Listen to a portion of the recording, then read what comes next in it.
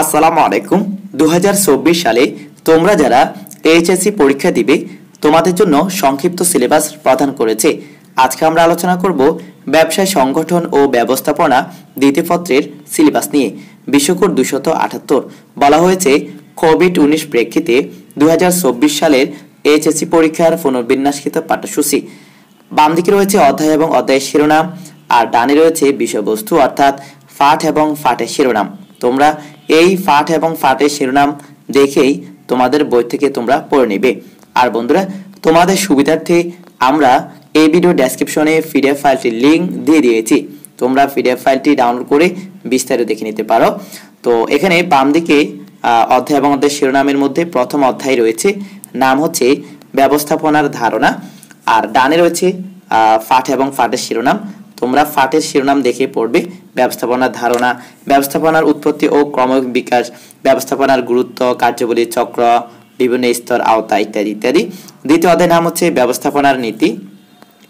ব্যবস্থাপনার নীতি এখানে পাঠের শিরোনামগুলো দেখে নাও। এইগুলোর আলোকে তোমাদেরকে পড়তে হবে, সিলেবাস শেষ করতে হবে তোমাদের। এটাই তোমাদের সংক্ষিপ্ত সিলেবাস। এরপর তৃতীয় অধ্যায়ের নাম হচ্ছে পরিকল্পনা প্রণয়ন ব্যবস্থা সিদ্ধান্ত গ্রহণ। এখানে আংশিক, সম্পূর্ণ অধ্যায় দেওয়া হয়নি। বাংলাদেশের ব্যবস্থাপনার সমস্যা, পরিকল্পনা, ধারণা, বৈশিষ্ট্য, লক্ষ্য ইত্যাদি ইত্যাদি। এরপরে চতুর্থ অধ্যায়ের নাম হচ্ছে সংগঠিতকরণ।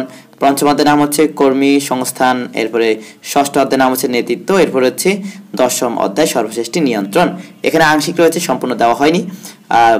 পাঠের শিরোনাম হচ্ছে নিয়ন্ত্রণের ধারণা, বৈশিষ্ট্য, নিয়ন্ত্রণের গুরুত্ব, নিয়ন্ত্রণের পদক্ষেপ। বন্ধুরা, এখানে দেখা বলা হয়েছে প্রশ্নপত্রের ধারা ও মানবন্টন অপরিবর্তিত থাকবে, অর্থাৎ তোমাদের আগে যারা 22 সালে 23 সালে পরীক্ষা দিয়েছিল তাদের প্রশ্নের ধারা এবং মানবন্টন যেমনটা ছিল তোমাদেরও তেমনটা থাকবে।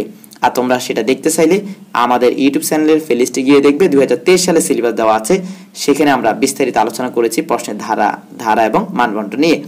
আর এই ভিডিও ডেসক্রিপশনে পিডিএফ ফাইলটির লিংক দিয়ে দিয়েছে এবং প্লেলিস্টের লিংক দেওয়া আছে। তোমরা লিংকে ক্লিক করে বিস্তারিত দেখে নিবে এবং পিডিএফ ফাইলটি ডাউনলোড করে বিস্তারিত দেখে নিবে।